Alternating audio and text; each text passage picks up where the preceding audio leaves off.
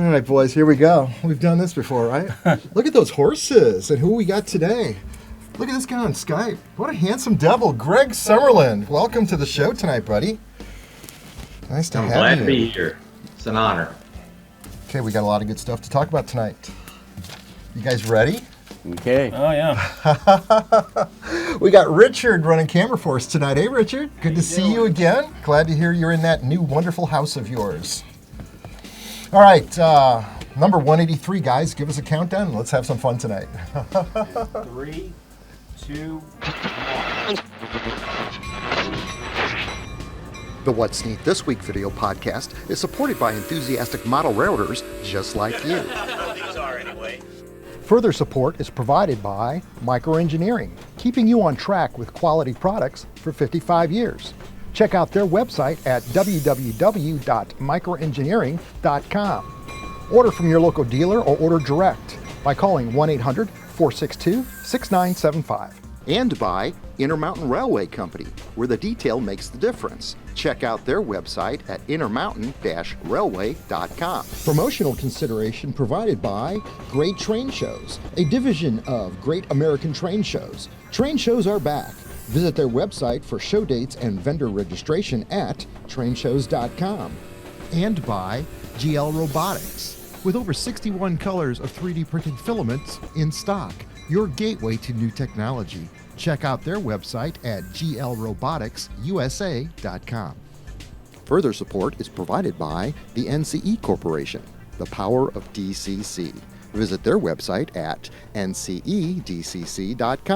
And thank you for supporting the What's Neat This Week podcast.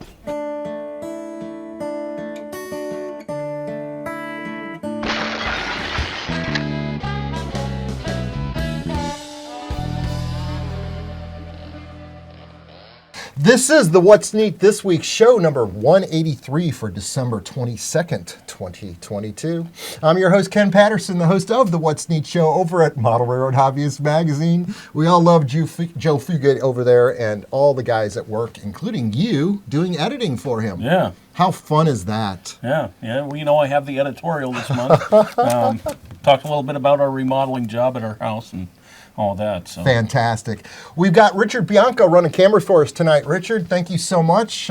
Jean did a great job last week, didn't she? Yes. That was so nice to have one of your old high school friends here in the basement. Yeah. That was kind of cool, it was Mike. From before high school. Even. Sitting on this side of me, of course, we've got Mike Buddy. Hey, Mike. Hey, everybody. It's good to have you I think you tonight. said at the beginning it was December 22nd, but it's January 22nd. I wrote down December right here. So rock and roll, it is December 22nd, 2020. In your world, yeah. Sitting on the other side of me, I've got our favorites, Ivy League educated James Regier. Ivy League. Okay. And out on Skype tonight, out in Skype land, all the way from Dothan, Alabama, we've got Greg Summerlin from glroboticsusa.com. Greg, welcome to our show tonight. Well, thank you very much. Hello to everyone. It's great to have you.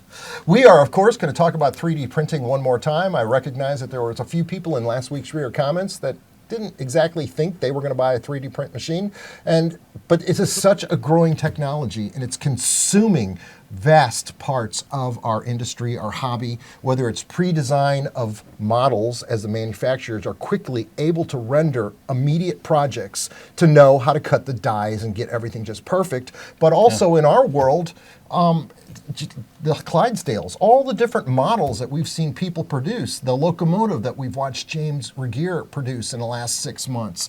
It is truly taking over our hobby, and it's not a bad thing. I think it's just another tool in your toolbox. I want to start out tonight by giving a shout out to Randy Hook. Randy, we love you, brother. He's the gentleman that created whatsneat.com. And what that is, that's a show index for all of the podcasts that we've ever done in the past. In that, it shows you all the guest speakers that we've had. It also shows all the manufacturers that have ever been on the show. And it also shows all the various manufacturers' products that we've discussed in the past. It's a comprehensive index. It's well designed, well laid out. And I think he said he's just about down to show number 29, which means he's only got 29 shows to go before he's at show number 1. And then he's going to make some changes to the website. He's got some really neat ideas that he was discussing with me on the phone today. wow. So Randy Hook, hats off to great. you. We love what you're doing for us. You're just another great example of the people we've met in this hobby that help us produce this show for all of you out there. Again, we're simple model railroaders, but we do this just to convey all the news and all the great new things in the hobby. It's a great way to do it, and we're really happy that we've got this platform in order to do just that for you. Now, last week I talked about possibly giving up on the Garden Railroad, and there was some readers' comments that weren't exactly happy about that idea either. So today, it was a good day. It was only 35 degrees out there today, which is balmy. It's Yeah, actually warm. it's- I felt like Florida, Right.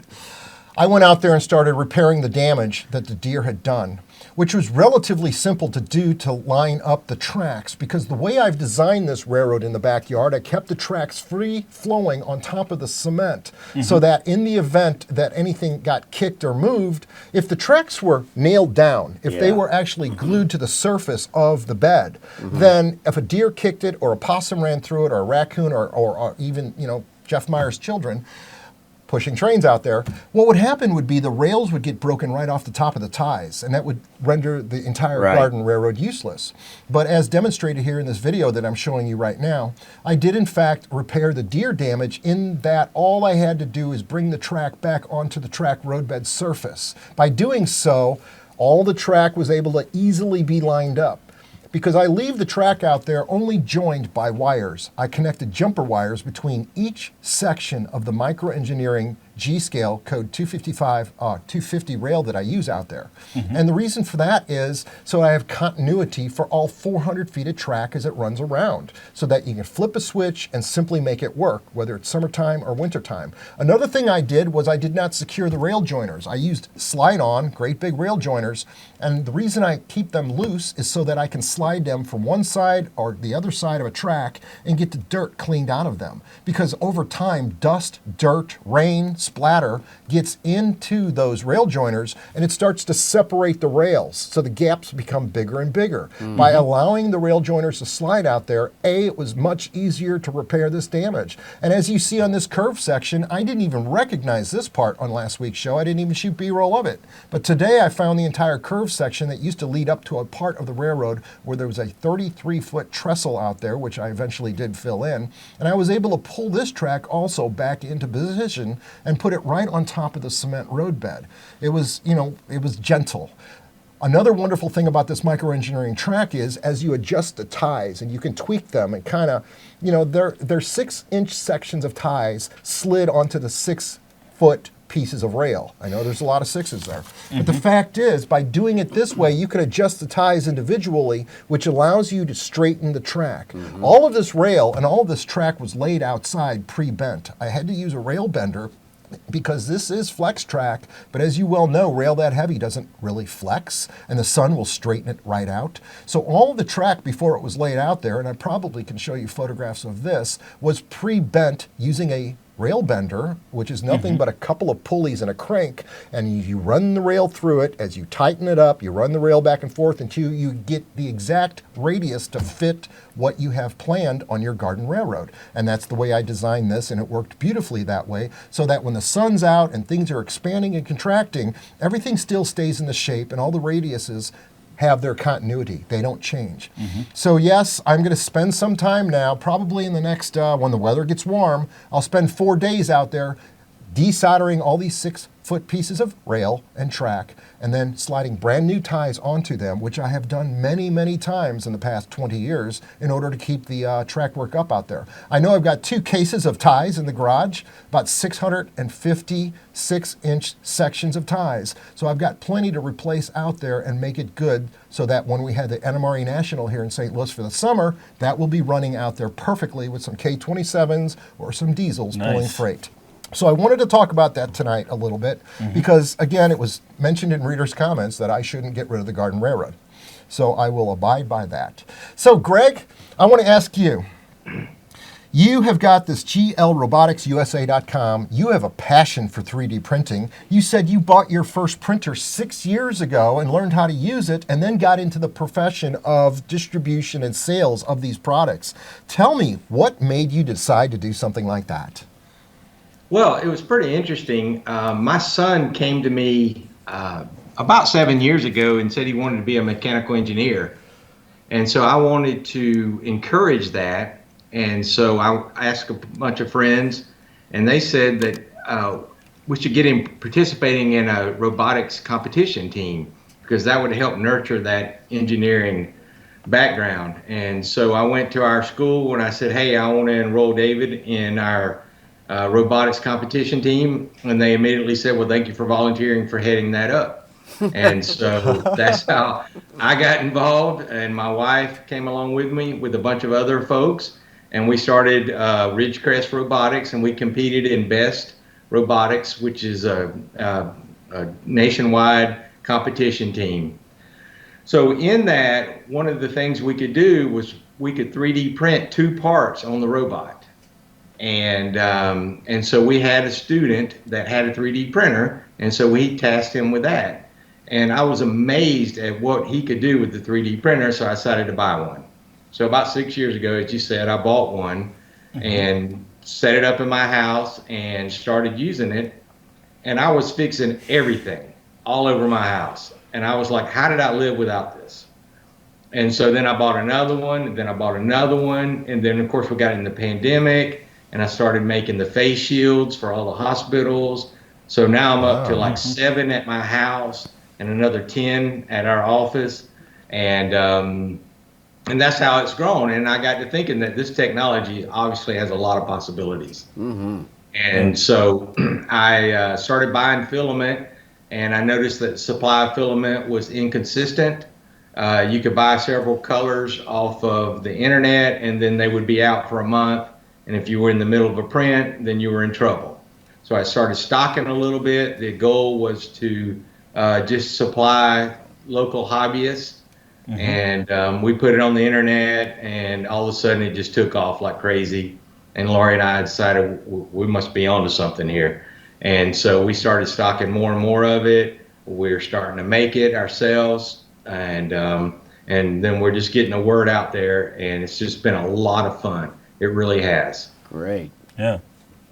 All right, that's amazing. I appreciate the fact that the competition sounds absolutely amazing too. In fact, I mean, just with your son and everything, Yeah. how cool is that? Yeah. One thing that you pride yourself on, and we've talked about this on previous shows, but now you're here to actually talk about it yourself, is you get a lot of phone calls from folks, whereas you've got customer service unlike anything I've ever heard of with any companies from China, whereas you can actually help people set their machines up. You can answer any of their questions as long as you're awake. And tell me how great that works. That's a great business asset for helping the modelers.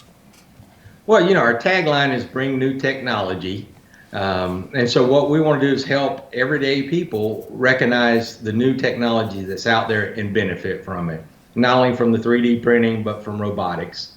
And we've got a line of robotic lawnmowers where we're helping a lot of people who aren't able to mow their lawn or don't have the time or something like that. We can actually go in there and install and do those things. And then on the 3D printing side, we're just helping people get them set up. As James can attest, the hardest part about 3D printing is just getting started, you know, and learning the basics. There's some science to it, but there's a lot of art to it also. And we help them.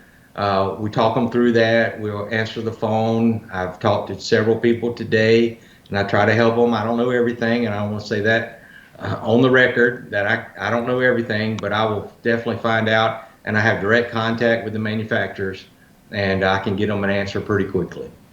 And so that is really gratifying to me, and also to Laurie.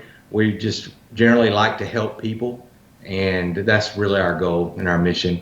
That's awesome. That's great. Now, one thing that James has shown us is how to design a lot of these products. His locomotive, for example, these Clydesdales and the wagon with the beer on it here on the table. I won't name any names here for corporate reasons. But James, that's something that you've gotten really good at, is the design element of it. Talk to us a little bit about that and how simple that is. Well, so I've been using Blender, and as a matter of fact, I have 2 models here that, in fact, Lionel Strang is showing us.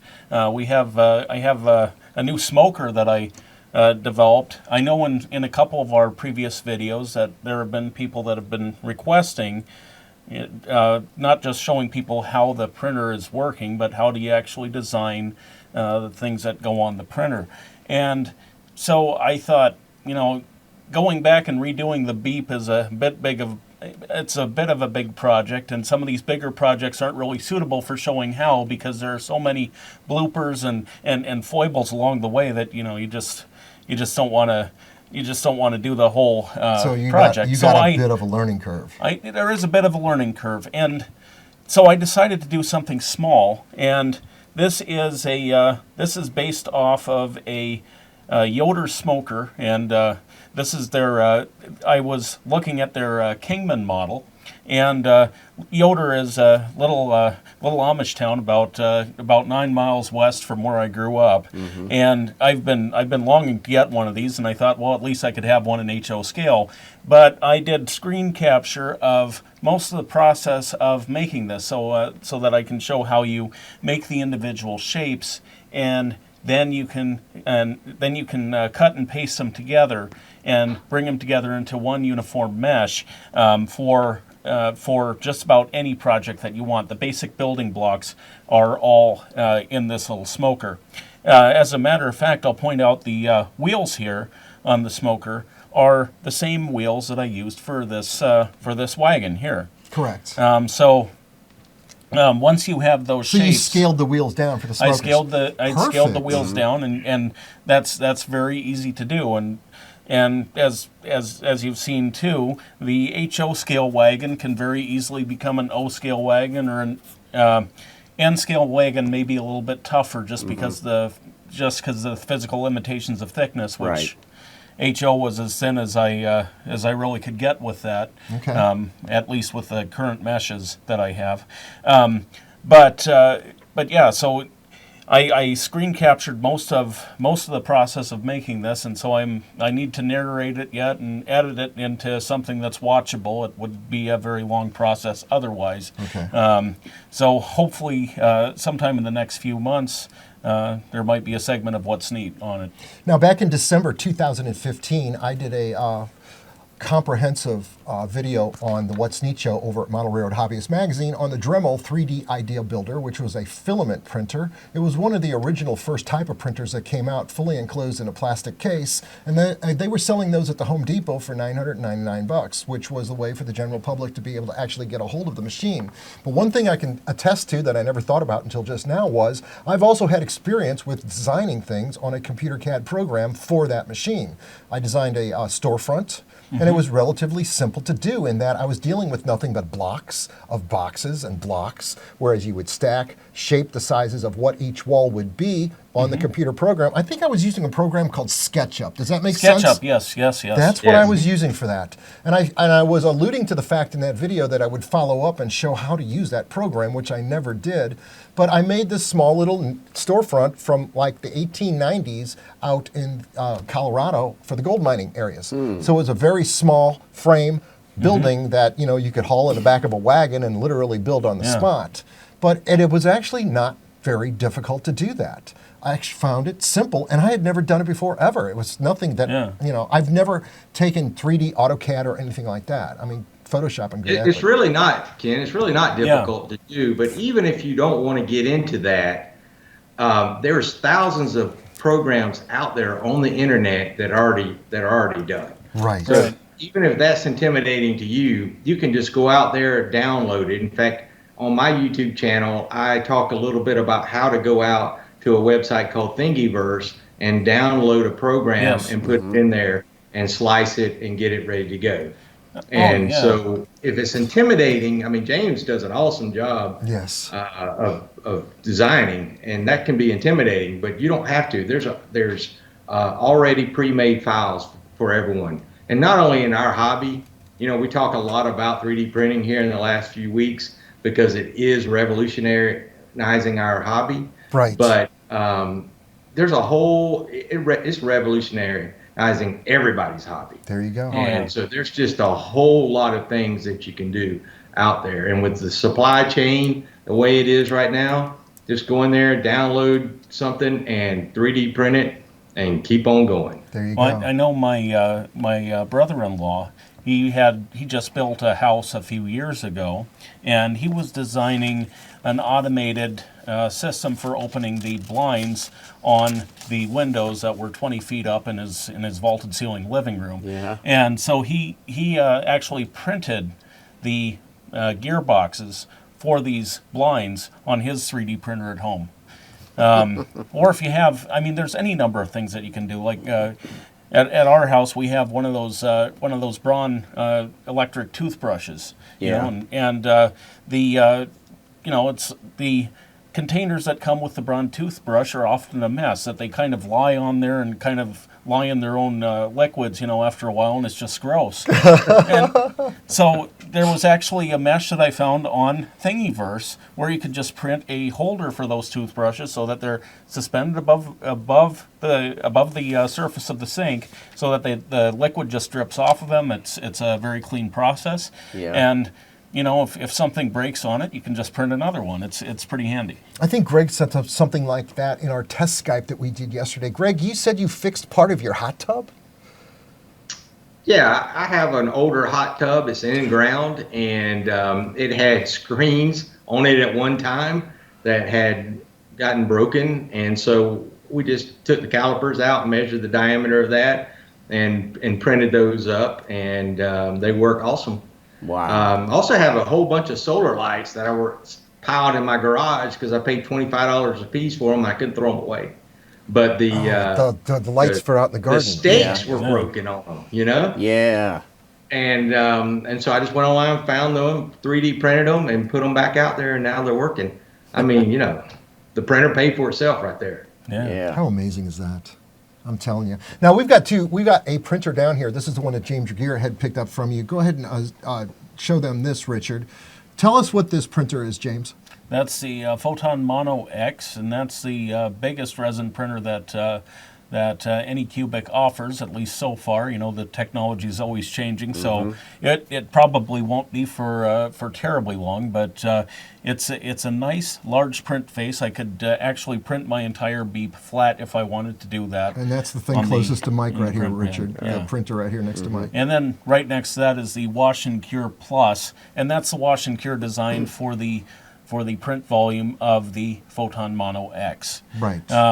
Now, I will say that whether you get the Wash and Cure Plus or whether you get the Wash and Cure 2.0, which is the smaller version designed for the old Photon S and for the Photon Mono, the smaller printers, some of it depends on what you're going to print. Okay. So, for example, if you're printing smaller model parts like this, you may want to actually get the Wash and Cure 2.0, and the reason being that the basket in there has a smaller mesh for the smaller HO scale parts. Okay. That they don't fall through.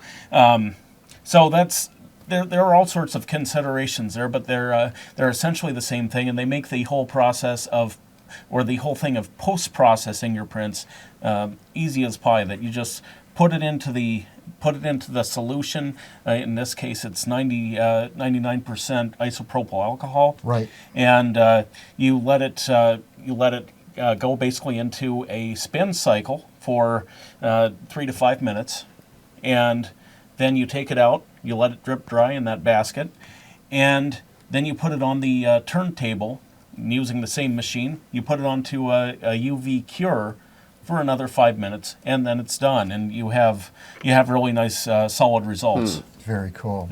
That take away a lot of the imperfections. Not to change the subject briefly, but the N-scalers out there, they're always clamoring for N-scale stuff, and we got some really great, fine, detailed Trinity 5161 cubic foot hoppers on the table tonight from Intermountain Railway Company out in Longmont, Colorado.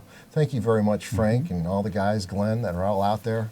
But they sent us 6 cars, and these are brand new in stock, brand new on their website, and you can find these at your local hobby shop. And in this case, it would be Spring Creek Model Trains out in Deshler, Nebraska. We love Deb and Dave Zucker out there.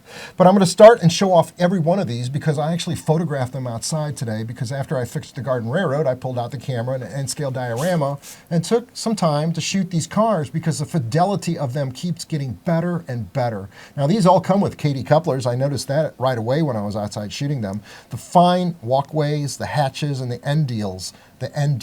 I want to show you a shot of that because I specifically shot the ends of these cars, and I shot them all together on top with the various colors of hatches and various colors of roof walks.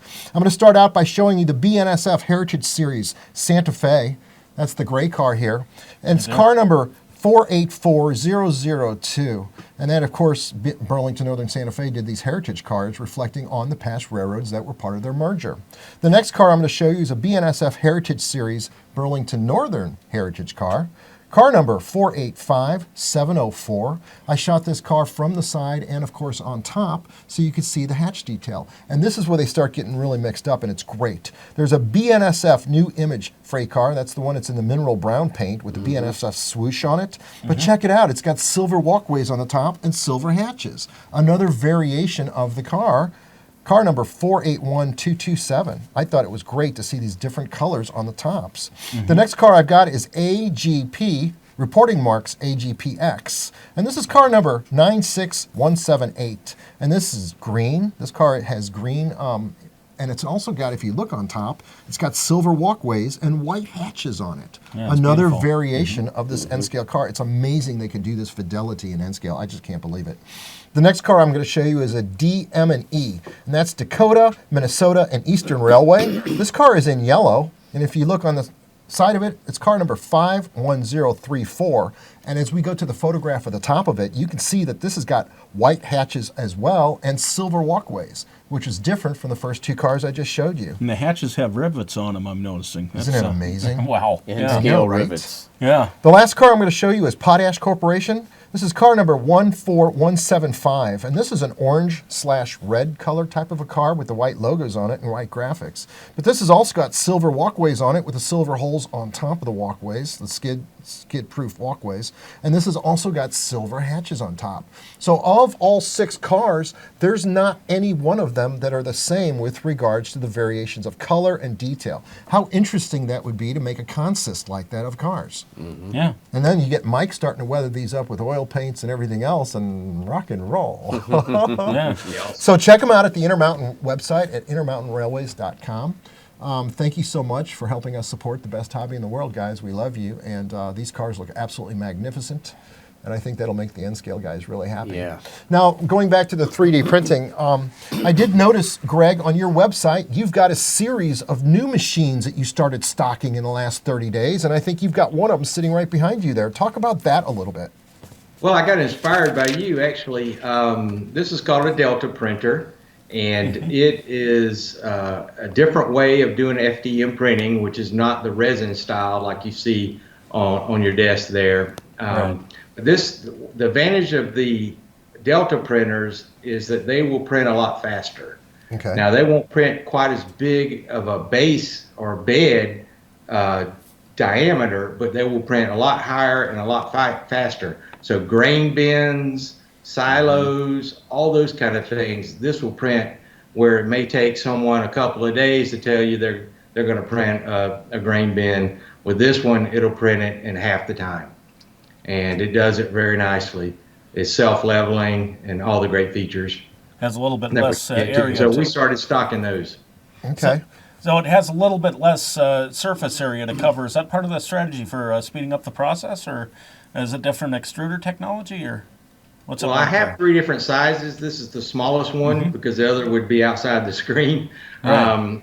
And so, but I mean, it's got a pretty good diameter. You're talking about, 12, 14-inch diameter on the larger one. So it'll Well, that's print pretty good. good size pieces, but it also goes a lot higher. But the way this works, using that Delta type system, is that it's able to move the extruder a lot more quickly, and you don't have to worry about what they call ringing in the 3D business, where the weight of the extruder kind of coasts past where it needs to go. Interesting. without getting too technical. Now, on your website, I know the last 4 printers at the bottom of the screen on the website, and I might screen capture this right now to show it. Across the bottom, there was 4 different new machines that you stocked. What were the differences, and what are those all about? So the three on the right, if you're looking at the screen, are Delta printers, and that is the new line. And then the one on the left on the screen is a printer made by Prusa that I bring in stock. Prusa has a large following. They make a very good printer, and I stock their parts, as well as I try to keep 1 or 2 printers in my shop to help people out here in the U.S. Prusa is a printer made in the Czech Republic. And so sometimes supply chain can be an issue. Right. And so I just keep them as a customer service aspect. And so those are the 4 new ones. Teaser, I'm looking at even more higher end type printers, some in the $10,000 to $20,000 range. Wow. That, you can pay what you want that, for a printer. A lot of industries are looking to buy. A lot of manufacturers are getting into additive manufacturing using 3D printers. I was talking to a guy at the University of Louisville the other day, and Ford, as you know, is really getting into additive manufacturing. They're building a lot of parts, and they're doubling the size of their plant in Louisville. And they came to the university and they said, hey, we're going to need about 500 employees that understand 3D printing to help us move forward. And job and creation. So this guy was, Yeah. as you might can imagine, in a panic. But Wow. that's just, I'm telling you, the demand is outpacing the supply of people that understand the technology. And that's why I'm doing everything I can to get on your show and every other show to try to help promote it and help our students make a better living. Now, I notice you've got some trains in the background on a shelf. Tell me you're a model railroader as well. Oh, absolutely. I've been watching your show for years and years. I actually modeled the Bay Line. It's a small spur that was built in the early 1900s, and with the goal of bringing materials from Panama City port up and eventually to Atlanta. Yes. And so that's had varying degrees of success over the years. It's still an active rail line now. It's owned by Genesee and Wyoming. There you go. I think I'm saying that right. Yes, you are. Yeah, and it's still running. They still use the Bay Line name, and it's really for our area. There's really a lot of cool scenery because you get a lot of swampy areas. Of course, you got the beach, and you got some elevation changes for the Florida Panhandle and South Alabama, and I get to put gators on my layout and all kinds of crazy palm trees and things like that, and I just love it. So when you can come see me, we'll take a look at it. That'll be fun. Now, are you using DCC on that layout? Actually, I'm not. I just mainly use a DC Well, right now. let me suggest something to you. We've got this wonderful system here that we let Jean use last week, and Jean's never run a train in her life. And she took to this hammerhead throttle from NCE very easily. The thumb wheel, the ability to run your train speed with thumb wheel or push buttons. There's so many wonderful ergonomic features on this that makes it really simple. And just watching her enjoy running a train and not be confused or scared was amazing to us to see. So rock and roll. I know, Jean, you didn't have any idea I was going to say that tonight. But it's a great system, Greg. I suggest you seriously look into it. The one we use down here on my layout is radio control, so you're not connecting any wires. You're just walking around the basement, free as can be, running your trains and focusing on what you're doing instead of focusing on what you have to do. It's got a great big LED screen on it, LCD screen, is that what they call those? Yeah. And it's very, very easy to use. We've been talking now for 2 years about the one that we got from Mike, and we haven't hooked up on his layout yet. But we haven't been in Mike's basement in almost 4 years. Yeah. So we need to get over there sometime. But check that out, Greg. You won't be unhappy. I put my reputation on that. I definitely will. Awesome. What else do we have to talk about? Mike, you brought some cars tonight, brother. What do you got going on? Well, that's another thing that 3D printing has done for our hobby. You know, I mean, our hobby's not the only thing. Just think of all the things they use it for in medical. applications. It's just mind-boggling how much 3D printing is changing the world. Oh, yeah. True. Well, I mean, they actually can use resin to do dental work now. Yeah. That they can get a exact fit for your Printing for an parts for appliance. people yeah. that lost their hands and Yeah. stuff. But anyway, these are from our friend Jens Huey John over in Germany. That's right. Yeah. Mad About Cars in 1965 Impalas. That's something I've always wanted. I used to pass this one every morning on the school bus. It was parked in my neighborhood, and I never, I always wanted a HO version of it. Now I finally got one. I never dreamed that it would finally come true. Well, where's your transporter system when you need it to work? Yeah. I remember last time you just beamed them right into your studio. Yeah. Now that blue car, is that the one that I saw on your Facebook page this Yes. week? Yeah. I'm gonna pull that picture right off the internet right now and show it, because in that photograph you painted this Lionel Strang character. That was also 3D printed because they scanned his body and they were able to print it out exactly. My God, they really captured his physiology, and you captured the color of his clothing perfectly. Yeah. I mean, it looks just like Lionel standing there. Yeah. I mean, how funny is that? As long as you don't get too close. But it looks pretty good from 20 scale feet. Oh yeah. Well, like I thought, who better to show off a new smoker than Lionel Strang? Yes. I'm not touching that. Yeah. All right, guys, we're coming up on the 31-minute mark. Have we talked about everything? I do want to give Greg a plug. His website is gnlroboticsusa.com. I've been there. James has ordered from it, and that's where you can go to either call him on the phone and or look at the machines that are available, question him about it, or just flat out buy them right off the website. Is that how that works, Greg? Yes, it is. glroboticsusa.com. Perfect. Anything else on your end, James? I think that's it for now. Mikey? Yeah, not much. Gosh, guys, this is the best hobby in the world with some of the best people in it sitting right around me and on Skype. Richard, thank you very much for running camera for us tonight. With that light flashing on and off here in the studio, I'm going to replace that before next week. Next week, we don't have to do a show because I've got to get the March What's Neat video out. James, I'd like you to, if I can ask you, I pay people $15 a minute to create footage for me. As you well know, we've hired Jennifer Kirk to do just that. But I'd like you to make a video about what we were talking about tonight, about designing stuff on your CAD program for 3D printing. I think that would be a comprehensive 12 minutes, if you could do something like that.